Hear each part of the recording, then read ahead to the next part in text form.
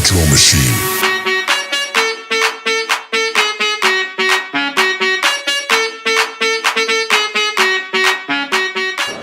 E siamo dunque collegati al termine di questo super match che ha visto il Veneto Under 19 impattare sul 1-1 contro un'ottima Toscana, e siamo qui a tal proposito insieme all'MVP indiscusso che ci ha fatto tanto strepitare, tanto gridare nel corso di questa live. Ovviamente siamo qui con Mattia Menoni, il super estremo difensore del Veneto. Mattia, innanzitutto tanti complimenti per questa performance. Come si commenta una partita così al cardiopalma in cui ti sei eretto al ruolo di estremo protagonista, diciamolo senza troppi giri di parole?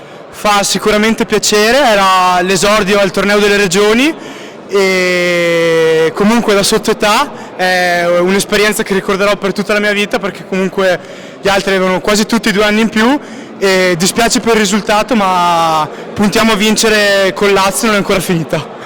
Appunto, per quanto riguarda la tua età, appunto hai citato, tu sei una classe 2007, sei giovanissimo, saresti aggregabile anche con la formazione Under 17, immagino che per te rappresenti comunque un orgoglio ben disimpegnarti in questo modo e difendere a questi livelli la porta di una Under 19 comunque ambiziosa. All'inizio è stato proprio un fulmine a ciel sereno, perché non mi aspettavo proprio la convocazione, non con la mia età ma con quelli più grandi, e è un'esperienza molto formativa e una grande finestra per la visibilità, e ringrazio il preparatore portieri Michele Traffico e il mister per questa opportunità, per l'appunto. Hai parlato bene di Michele Traffico, che ringraziamo e salutiamo anche noi che appunto commentiamo, siamo colleghi per quanto riguarda l'Alto Vicentino Futsal, sì. E al di là di questo, al di là delle varie battute che abbiamo appena fatto, c'è una prossima partita da inquadrare, ne hai parlato durante la prima domanda, c'è la prossima gara contro il Lazio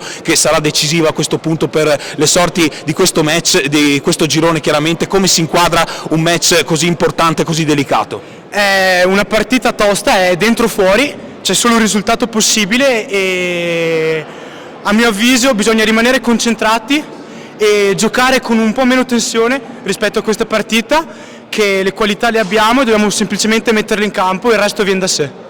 Bene, ringraziamo calorosamente Mattia Menon per essersi prestato dopo una partita davvero guerriero che ha disputato in campo. Lo mandiamo a farsi una doccia assai meritata, e ringraziamo tutti voi che ci siete stati collegati in diretta, siete stati davvero numerosissimi, più di 300 collegati in contemporanea. Per la giornata di oggi è davvero tutto per quanto riguarda il collegamento col torneo delle regioni. L'appuntamento è per domani pomeriggio insieme alla nostra troupe che ringraziamo davvero calorosamente il buon Andrea Di Giambattista per il lavoro al coordinamento tecnico e alle riprese. Qui da Cosenza, dalla Pala Cosenzia, da Marco Marra è tutto. Un saluto, alla prossima.